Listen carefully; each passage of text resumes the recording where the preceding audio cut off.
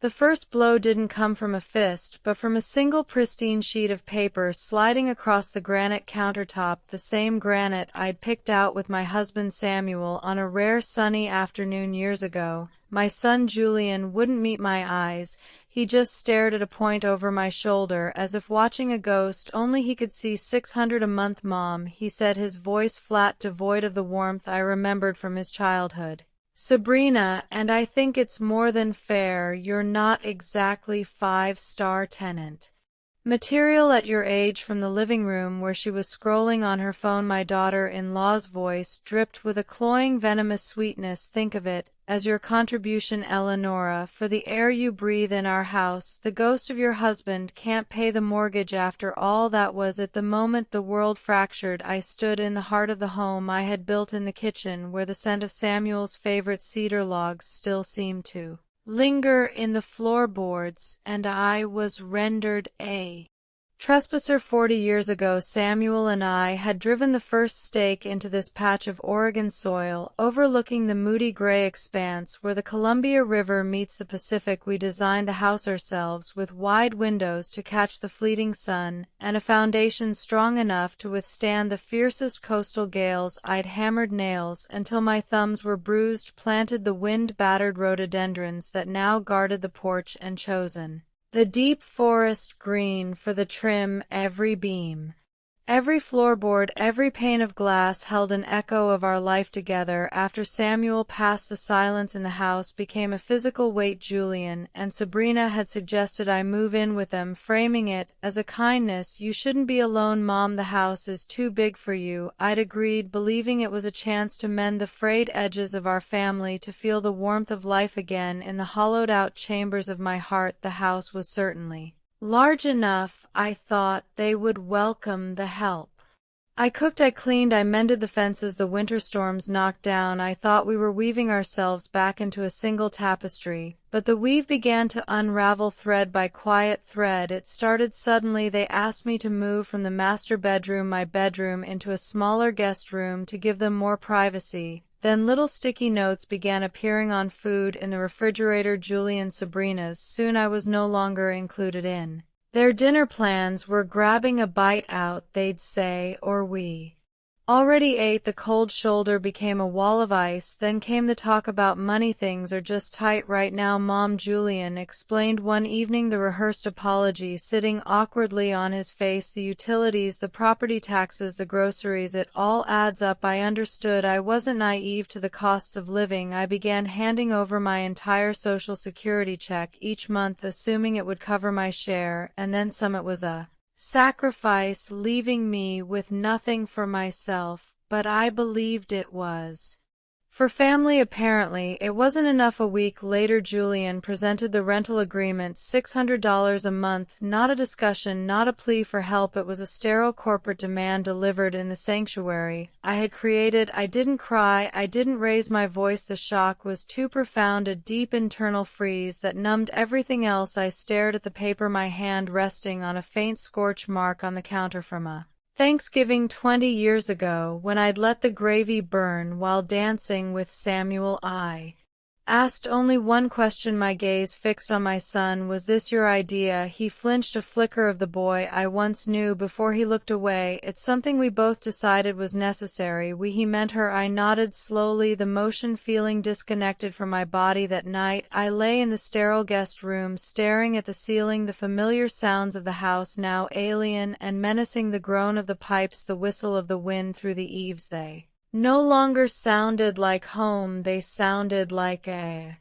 cage. I ran my fingers over the silver frames on my nightstand. Our wedding day, a family trip to Cannon Beach, Julian's college graduation. Each memory now felt tainted, like a photograph left out in the rain. I thought of Samuel, of how we'd poured every spare dollar and every ounce of strength into this place, into giving our son a future, a foundation of security. We built this shelter so he would never know the cold fear of being without one, and now he was charging me for that very shelter. I wasn't family anymore. I was a line item in their budget, a liability. My worth had expired with my husband the next morning. I signed the document, not because I agreed with its cruel premise, but because I needed time to understand the depth of the rot, time to see if the son I had raised was truly gone, or if he was just lost somewhere inside the cold hollow man who stood before me as I slid the signed paper back to him. A tight, triumphant smile touched Julian's lips. "Thanks for being so understanding,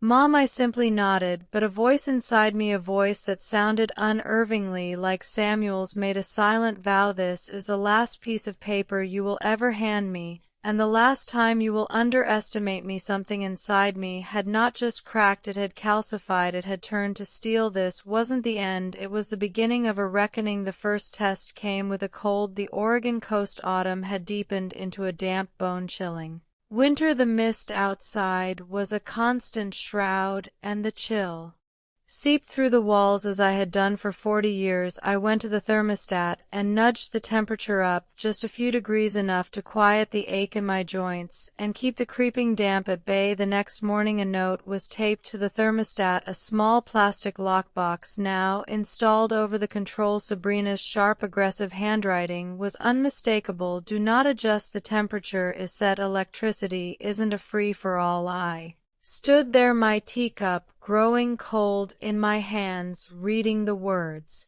over and over. That evening I approached Julian quietly. I asked him why I, the woman who had helped insulate these very walls, needed permission to be warm in my own home. Before he could muster a response, Sabrina's voice cut through the air like shattered glass. "Just because you gave birth to him doesn't mean you get a free pass for life, Eleonora." The cruelty of it was breathtaking. I turned to look at her, searching for any sign of remorse, any flicker of humanity. There was none, only a cold, triumphant calculation in her eyes. "We pay the bills now," she continued, her voice rising with self-righteousness. "If you can't contribute more than your little check, then you don't get to decide how resources are used." I wanted to scream. I wanted to list every meal I'd cooked, every floor I'd scrubbed, every dollar I'd handed over. I wanted to demand to know when love and respect had been replaced by transactions, but I remained silent. I understood now. This was never about money, it was about power. It was about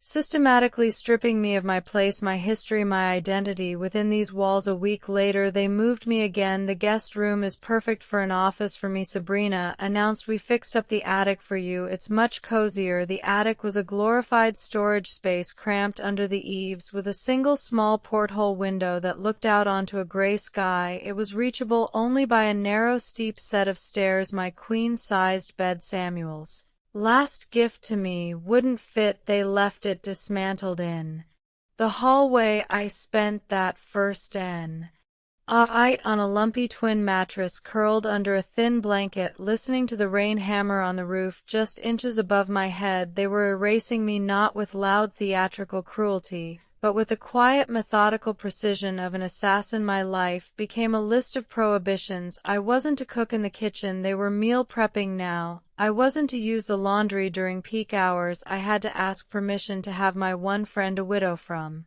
my book club, over for tea. Each rule was delivered with a veneer of polite reason, but each one was a chisel chipping away at the woman I used to be. The breaking point came on a Tuesday morning. I was in the small garden patch by the side of the house, trying to salvage the frost-bitten herbs, when I heard Sabrina talking to a neighbor over the fence. Her voice carried clearly on the damp air. "Oh, Eleonora, she's fine, but honestly, she should have thought things through before signing the house over to us and then expecting a free ride for the rest of her life."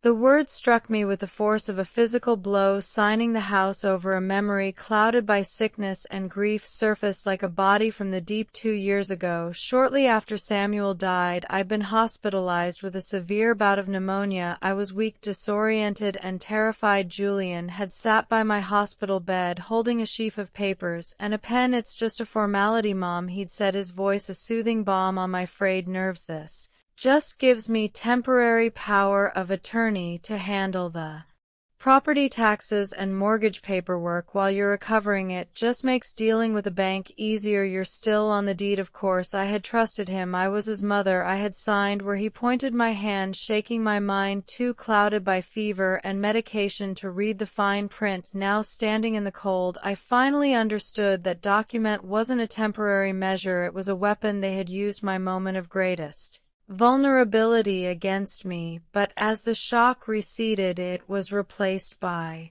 something else, a cold, hard clarity. I had been a fool, yes, but I had not always been one. Before I was a wife and a mother, I had worked for 2 years as a paralegal in a maritime law office in Portland. I knew about paperwork. I knew that every transaction leaves a wake, and I knew that if my name had ever been on that deed truly and legally, they couldn't just wish it away that night after they were asleep. I didn't go to the attic. I crept down to the study, to the old sea chest, where Samuel had always kept our most important documents. It was made of dark, heavy oak bound with brass. I lifted the lid. The familiar scent of old paper and cedar filled the air. I rummaged through the files, tax records, insurance policies, repair receipts. But the deed, the original certificate of ownership for this land, was gone. Panic, cold and sharp, pierced my chest. But then I took a slow, deep breath. They could remove the paper from the house, but they couldn't remove it from history. The next morning, I told them I was going to the city to visit a friend. Instead, I took the bus to the Clatsop County Courthouse, a stern granite building that smelled of floor wax and history. I found the county clerk's office and requested the public property file for my address. The clerk, a woman with kind eyes and a no-nonsense demeanor, typed the information into her computer. "And your name?" she asked. "Eleanor Vance," I said. "I believe I'm a party to the property." She looked at her screen, her eyebrows knitting together. She typed some more, then her expression cleared. She swiveled the monitor toward me. "Well, Mrs. Vance, you believe correctly." And there it was, a digital copy of a deed from 1984 signed by Samuel Vance and Eleanor Vance, establishing joint tenancy with right of survivorship below.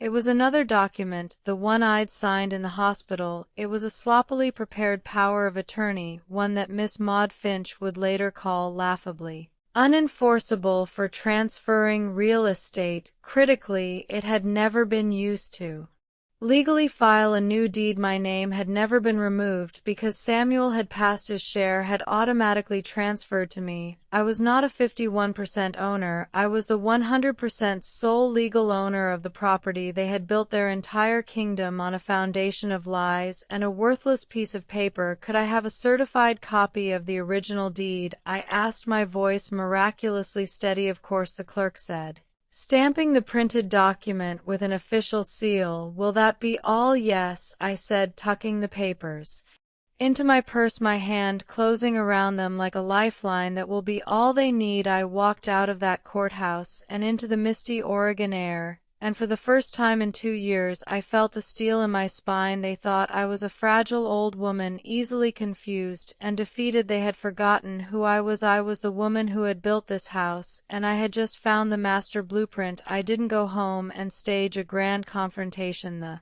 time for words was over. The time for action had begun. I started packing, not frantically, but with a quiet, deliberate purpose. I packed 2 suitcases with only the things that held my soul, a few changes of clothes, my mother's jewelry box, the framed photo of Samuel in his fishing gear smiling against the wind. I left the furniture, the dishes, the linens. They were just objects. The memories were mine to keep. As I wheeled my suitcases toward the front door, Sabrina saw me from the kitchen. She leaned against the door frame, a smug, contemptuous smirk playing on her lips. Well, she drawled, "Looks like someone finally got the hint. Took you long enough." She didn't ask where I was going. She didn't offer to help. She just watched, savoring her victory. Julian came down the stairs, his face a mask of indifference. His eyes met mine, but there was nothing there. He had already written me out of his life. I opened the front door and walked out, the quiet click of my suitcase wheels on the porch the only sound. I didn't go far. I went to the sheriff's department in the next town over. The sheriff, Caleb Hayes, was the son of a man Samuel had worked with on the docks for 30 years. I used to bring his family casseroles. Mrs. Vance he said, his face a mixture of surprise and concern as he led me into his office. "What can I do for you?" I laid the certified deed on his desk, then calmly and precisely I told him everything. When I finished, he was silent for a long moment, his eyes scanning the document. He let out a long, slow breath. "Well, Eleonora," he said, his voice laced with a cold anger, "I hadn't expected. What they're doing isn't just disrespectful, it's fraud, and charging the legal owner rent to live in her own home, that's extortion." He looked me straight in the eye. "They are in plain English trespassing." He picked up his phone and made a call. "Isolde Caleb Hayes, I've got a client for you, the kind you like." Miss Isolde Finch was known locally as the Osprey. She was a sharp, elegant woman in her 50s with eyes that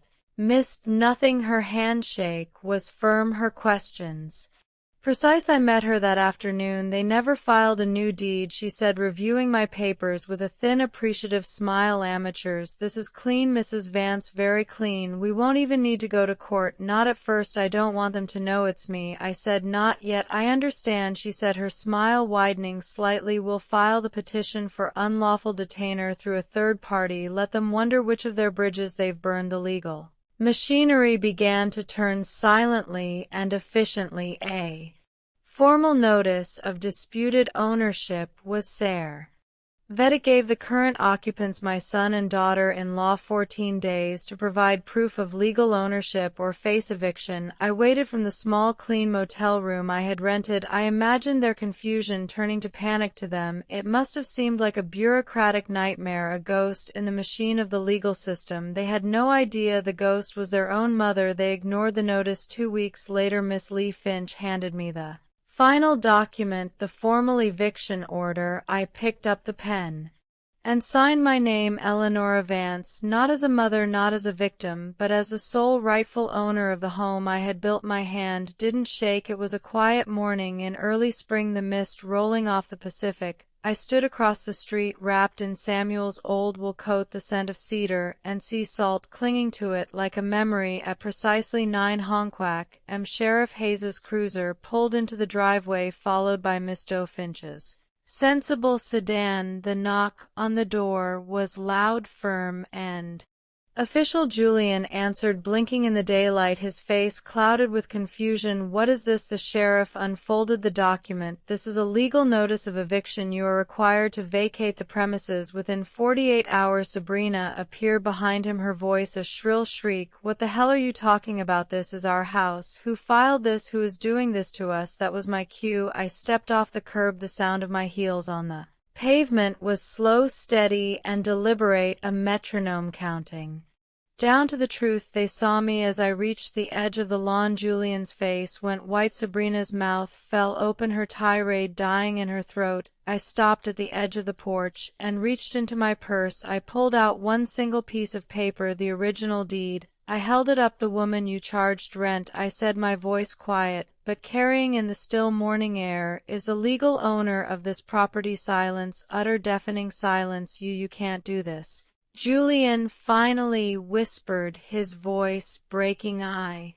already have," I replied, my voice devoid of anger or triumph. It was simply a fact. Miss Finch stepped forward, her expression serene. "Your names are on the mailbox, but her name is on the deed. You had 14 days to contest the ownership claim. You chose not to. The law is quite clear." Sabrina began to sob, a theatrical gulping sound. Julian just stood there, his face slack with disbelief, looking like a little boy who had just been told the world wasn't flat. I turned and walked away without looking back. I didn't need to see their faces. This moment, this profound, earth-shattering silence was louder than any argument they could ever make. As I got into my car, I glanced in the rearview mirror one last time. Sabrina was slumped on the porch steps. Julian stood motionless behind her. The house they had tried to steal stood resolute behind them, the morning light glinting off the windows I had washed 1,000 times. They had laughed when I packed my bags, but now they were crying as they faced the truth of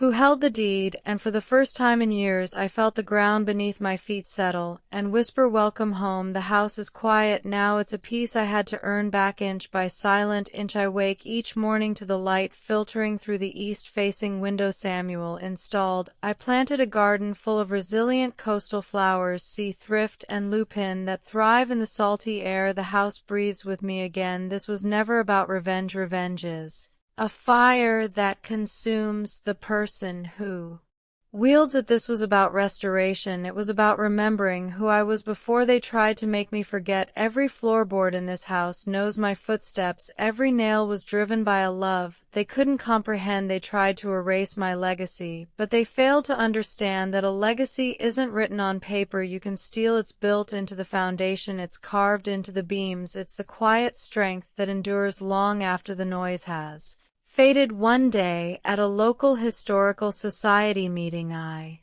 met a man named Elias. He was a retired lighthouse keeper with hands as weathered as driftwood and eyes the color of the sea. Just before a storm, he didn't offer pity or platitudes. He listened to my story and then said, a lighthouse doesn't fight the storm, it just stands, it holds its light. He didn't try to fix me, he simply saw me. We now spend our afternoons on the porch watching the ships navigate the mouth of the river. He brings me polished stones from the beach. I make him my husband's favorite apple crumble. It is not a grand passionate romance, it is something far more precious, a gentle quiet companionship, a shared peace, a new beginning. My story didn't end when the locks were changed, that's where it began again. It bloomed in the quiet defiance of planting a new garden, in the silent strength of reclaiming what was mine, and in the gentle joy of discovering that it is never too late to be seen, to be valued, and to find a new light to guide you home. True strength isn't about the wars you